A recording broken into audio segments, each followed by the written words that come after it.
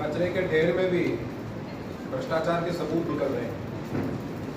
राजस्थान की सरकार की मंत्री के निवास के बिल्कुल पास में एक कचरे के ढेर में नोटों के ऊपर लगने वाली पर्चियां बरामद होना,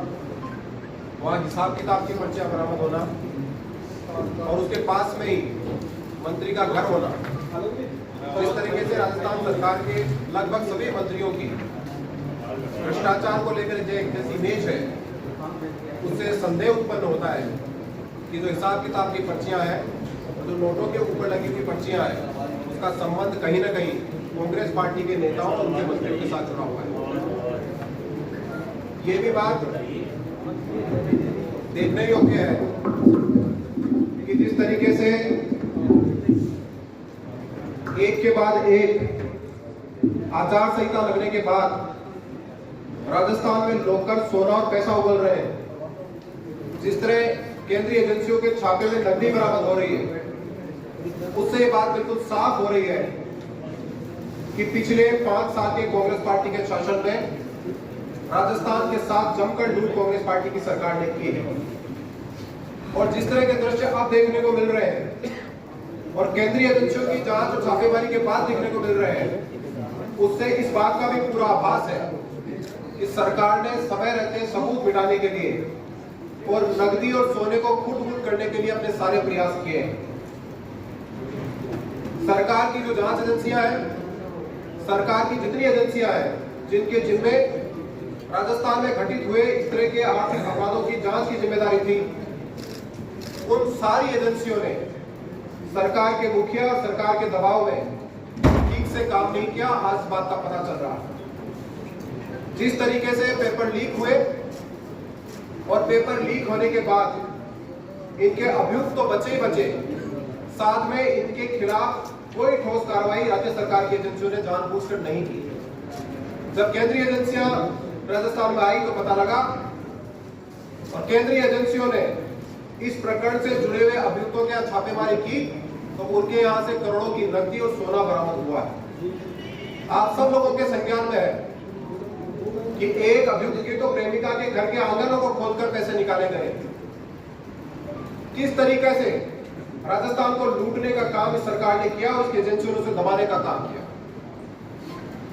इस सरकार के कामकाज और सरकार की एजेंसियों के कामकाज की बात इसी बात से स्पष्ट होती है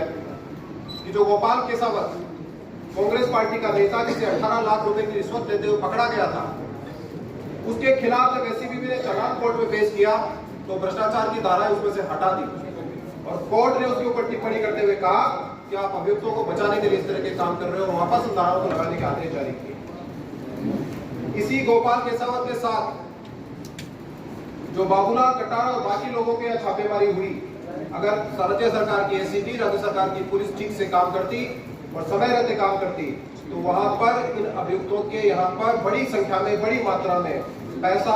और ऐसी चीजें मिलने की पूरी संभावना थी जो कि राजस्थान से लूटी हुई थी। एक के बाद एक जल जीवन मिशन में राज्य सरकार की एजेंसी ने कोई काम नहीं किया।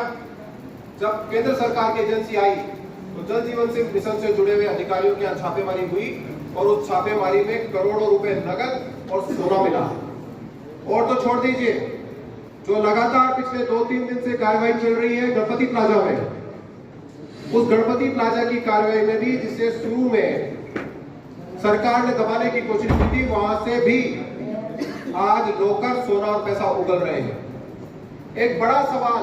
जो राजस्थान और जयपुर की जनता जानना चाहती है कि इदरीस हसन कौन है जिसके खाते से, जिसके लॉकर से करोड़ों रुपए की नकदी बरामद हुई है, उसका आज तक पता नहीं चला कि वो कौन है। सरकार बताए कि जिसका पैसा गणपति प्लाजा के लॉकर में है वो इदरीस हसन कौन है और वो राज्य में इतना पैसा कहां से लेकर आया, जिसके बारे में 2 दिन होने के बावजूद भी सरकार को स्पष्ट रूप से बताने की स्थिति में नहीं है। ऐसे बहुत सारे मामले जो एक के बाद एक सामने आ रहे हैं। हमारी बिल्कुल स्पष्ट रूप से ये मांग है कि जो आज की घटना है, कचरे में जहां पर्चियां मिली है, उसे सामान्य घटना मानकर खारिज नहीं किया जाए, क्योंकि वहां पास में राज्य सरकार की एक मंत्री का घर है और राजस्थान की सरकार के सारे मंत्रियों का भ्रष्टाचार को लेकर कैरेक्टर खराब है। इसलिए